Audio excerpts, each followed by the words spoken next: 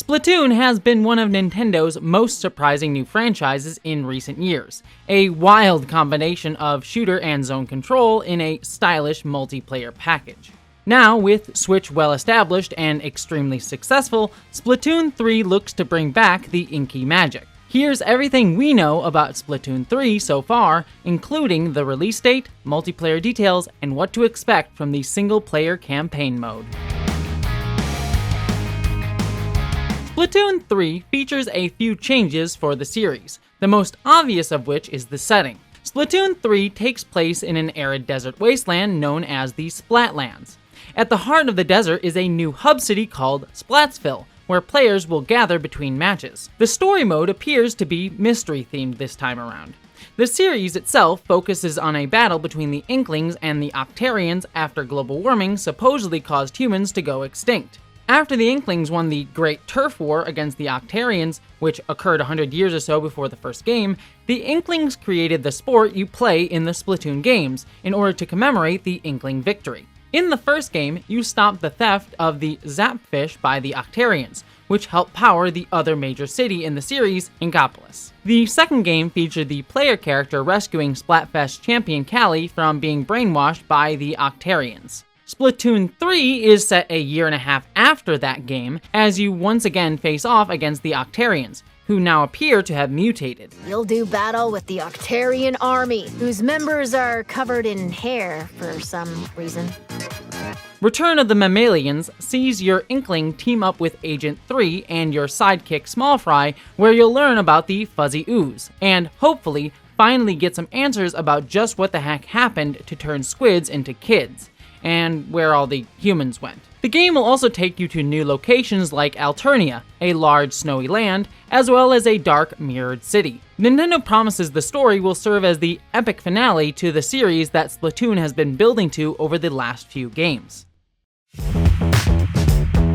The trailer for the game confirmed the series' signature 4v4 Turf War mode will return in Splatoon 3, but this time, there will be new stages set in the wilds around Splatsville. Nintendo also teased there will be new moves and weapons as well, such as a new bow and a crab-shaped autobomb. It also appears that players will now launch themselves onto the map from the air, rather than spawning in at designated locations. This could have big ramifications for the late stages of matches if it lets players land in contested areas in order to spray down their ink before the timer runs out quickly. Like the previous games, Splatoon 3 will feature Splatfests, large-scale social events that the community settles by choosing team colors. This time though, the Splatfest consists of not 2, but 3 choices. Players will fight in a 4v4 Turf War style match for the first round, and then convert to a tricolor second round. Whoa! 3 teams fight at the same time! The first place team will start in the center, while the other 2 teams will start on opposing sides,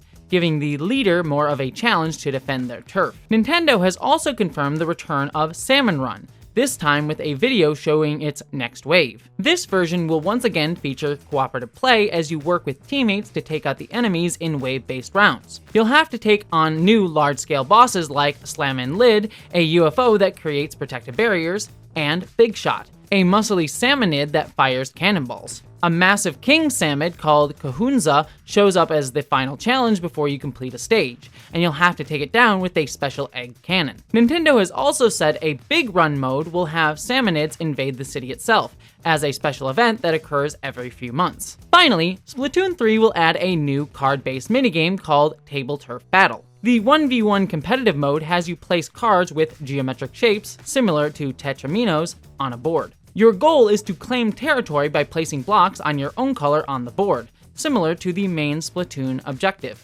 Each player will get a starter deck, and there will be 150 cards to collect in all. Speaking of gameplay though, character customization is also an important part of Splatoon's combat. You can unlock new fashion options, including headgear, clothing, and shoes from various vendors. That equipment comes with passive boosts to certain abilities, and you can swap out abilities using a particular NPC if you just want a certain look. Aside from your personal style, you can also customize your locker with accessories and your favorite fashions, which will serve as the way you view recent opponents and friends. Mailboxes littered throughout the city will let you submit drawings, and you can snap selfies of your Squid Kid with a photo mode.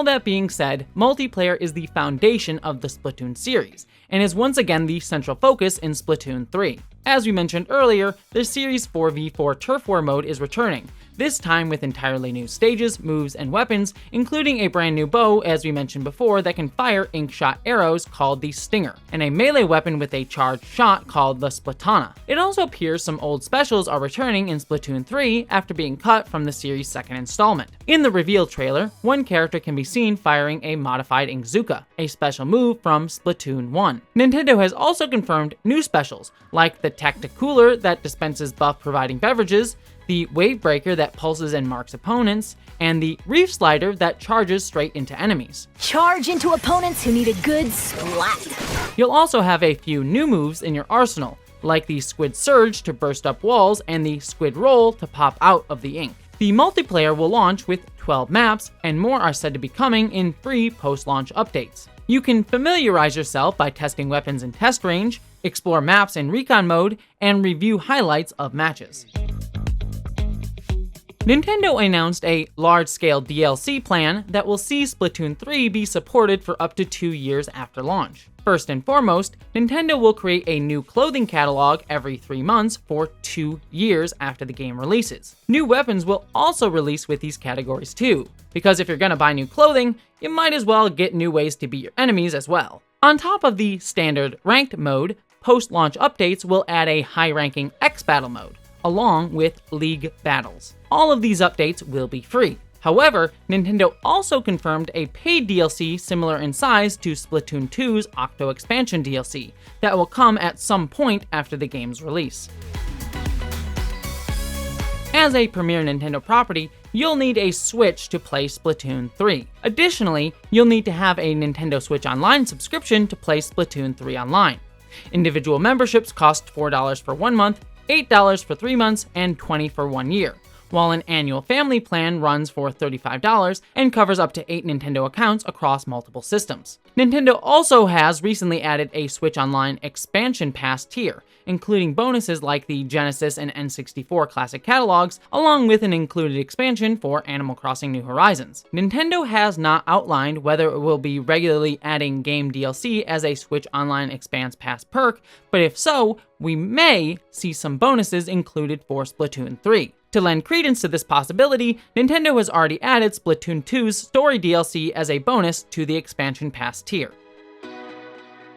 Splatoon 3 releases on September 9th and is up for pre-order at Best Buy, Amazon, GameStop, Target, Walmart, and the Nintendo eShop, all for $60. If you pre-order at Walmart, you get an adorable squid plush for free, and you can choose between bright blue, neon green, neon pink, and neon purple for your new plush friend. Best Buy gives you a free keychain, and GameStop gets you a sticker sheet. In addition to all this, a special Splatoon 3 Switch OLED was recently released. That special Switch includes a special ink-splattered paint job on the dock and Joy-Con controllers. If all of that isn't enough Splatoon for you, Nintendo also announced Splatoon 3 amiibos, including a yellow Inkling, a blue Octarian, and Small Fry, all of which will arrive this holiday, though no specific release date has been announced. Scanning these amiibos will net you their gear combinations that they wear in the game, as well as other exclusive gear, and you'll be able to get them individually or in a 3-pack. And that's everything you need to know before the release of Splatoon 3.